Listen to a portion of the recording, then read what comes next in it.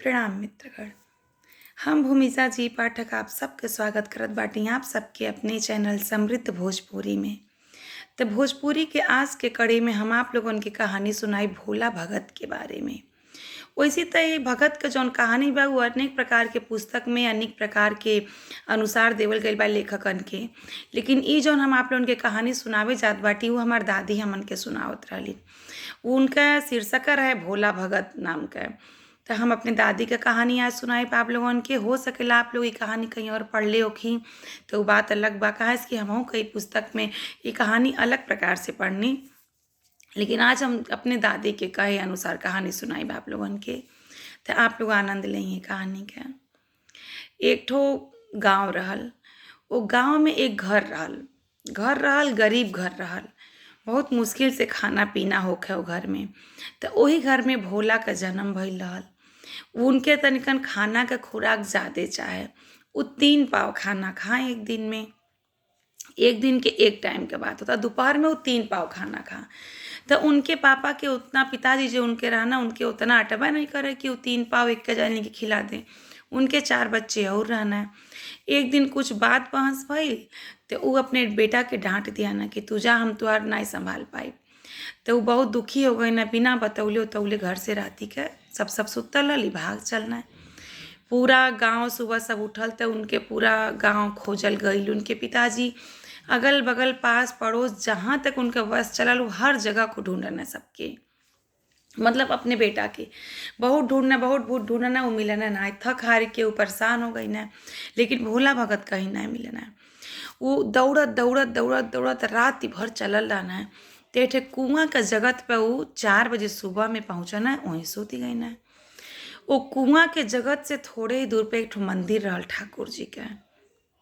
वहाँ के पुजारी आई ना पानी भरे भोग लगावे करती भगवान के।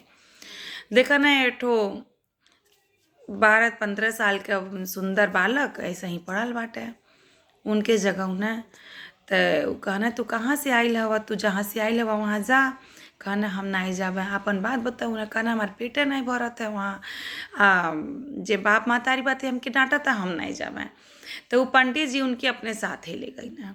कहना अच्छा ठीक बा, तू चल यहाँ आश्रम में रहिए, गाय बाटे गाय चरावल करिह आ पढ़ल लिखल करिया ही, हम तुके पढ़ा देब। तो कहना पढ़ले लिखले के बात मत कर, हम पढ़ब लिखब ना, लेकिन हाँ हम गाय चरा देब। आ का मिली? कहना जितना तुके खाना खाए के तू खाना खइह, गाय के दूध पिय। कहना बहुत बढ़िया, बड़े आनंद से उनके ज़िंदगी कटे लगल। ओकरे बाद 10-12 दिन बाद एकादशी आयल। 10 दिन बाद एकादशी आयल। एकादशी के दिन सुबह सुबह कहना कि बच्चा ऐसन बा कि आज हवे एकादशी, यहाँ खाना नहीं बनी, तू आटा ल आ जा बाहर तू बना के खा लिया, भोग लगा लिया भगवान का, नहा के लेकिन बनैया। कहना ठीक बा। ई गई ना भगवान के 3 पाव आटा में खात रहना, लेकिन पंडित जी सोचे ना कि दूर जात बाटे, अब चरावे आज घरों से ना कुछ खा के जाइए। तो 1 किलो 4 पाव आटा बांध दिया ना। ई गई ना 4 पाव आटा का 4 टिक्कर बनाऊ ना, आलू भूज के भरता लगाऊ ना, आ तनिकन गुड़ दे देले रहना पंडित जी। वो 4 टिक्कर पे कई के भरता, वह आलू मिस के आ गुड़ रख के अपन आँख ही मुना ना, आँख मून के ठाकुर जी का ध्यान करे लगना है। फिर आँख खोला, देखा ठाकुर जी है नहीं है। फिर आँख ही मूना, करत करत ऐसे 2.25 घंटा बीती गई। अब इनके रही नहीं गई। अब कहना चाहिए मर जब जब जी जब जबले ठाकुर जी है ना हम खाइब नहीं तो गुरु जी हमके बहुत मारिया साहिब तय।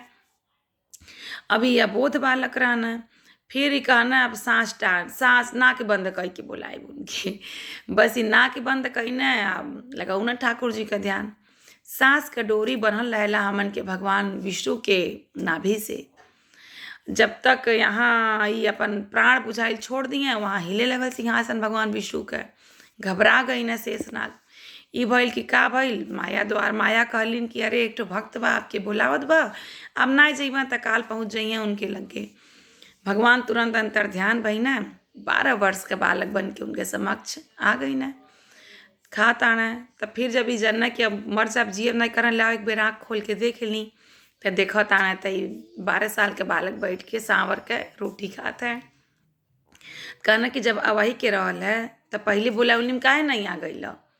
तो ठाकुर जी कहना कि अच्छा पहले बोलौनी में हम आ जाबे। तो 2 ठे टिक्कर खा गई ना, पानी पी के कहना भूखा तो नहीं रहबा? कहना नहीं नहीं, हम 3 टिक्कर खानी, आज तो बहुत रहल है, जा। ठाकुर जी अंतर्ध्यान इहो खैने पियने आ गई ना।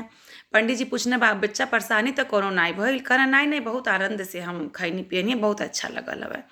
ओकरे बाद का भइल, फिर एकादशी आइल तो फिर 4 पाव बांध के इनके दिया ना।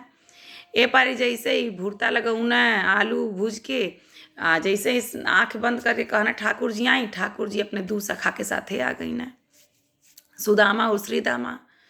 ई खोला ताना तब उ तीनों जानी लोग एक एक टिक्कर उठा लियलस, इनके बचल 1 ठो। इनके लगल बड़ी रीस, 1 टिक्कर खैना कुछ बोलला नहीं। तो उ ठाकुर जी कहना ए बारी और तन ज्यादे ले आइया, 2 जनी और रहिया। तो कहना तूके भोग लगावनी कि तोरे खानदान भर के लगावनी? कहना नहीं लेके अइया। ई तो गई ना बहुत गुस्सा में रहना, फेंक देना, कहना हम आपको जइबे नहीं करब, हम यहीं रह दिया, जौन तू खइबा हम खा लेबे। कहना काहे बच्चा तू के परेशानी भइल, भूखा रहला ह? कहना पिछले बारी 1 जनी आइला ना, ए बारी 2 जनी आ गई ना। तो उनके मिल ठाकुर जी के मिला के 3 जानी। तो उनके लगल कि बहुत दिन भर चरौले उरौले बाड़ा भैंस, गाय भैंस, तो पेट नहीं भरल बा। कहना अच्छा बच्चा फिर आई, फिर उनके 6 पाव आटा दिया, ले गई ना। 6 टिक्कर बनौना, भुर्ता भुजना, गुड़ रखना, जैसे ही ध्यान मंगने कही ना वैसे 5 जानी के साथ आ गई ना।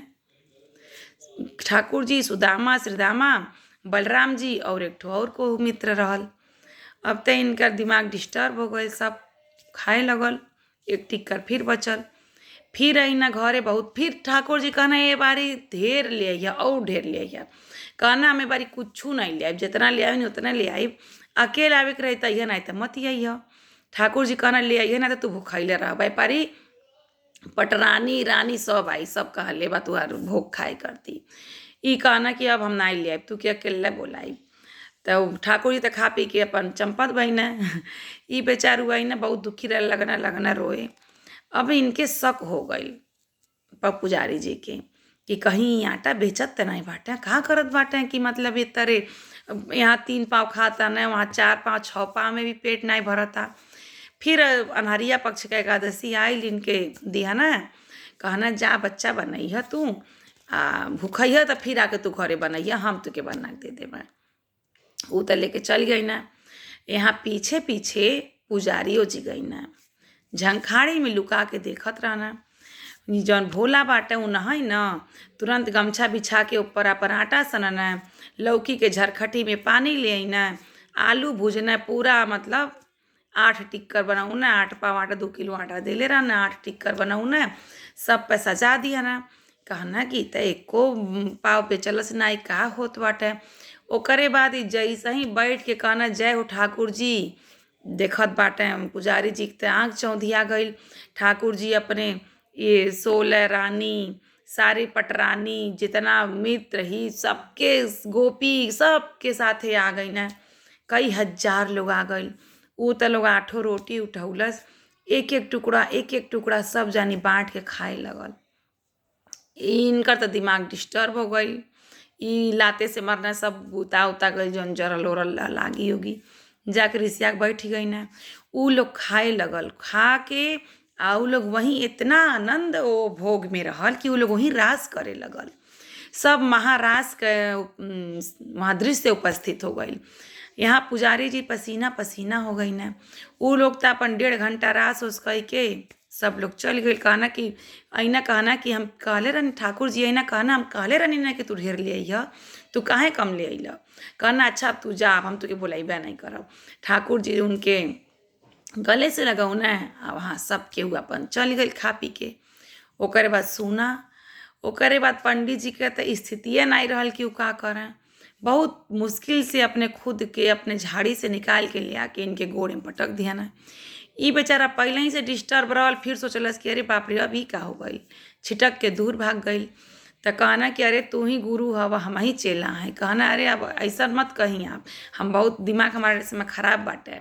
कहना कि जेकर हमर जिंदगी बीत गईल, बाप दादा सबकर पुजारी करत करत, जेकर चौखट धोवत धोवते के सपनों दर्शन नहीं कईना, तुहरे जैसन मूढ़ मनई उनके रोज दर्शन करत है, रोज साक्षात खियावत है।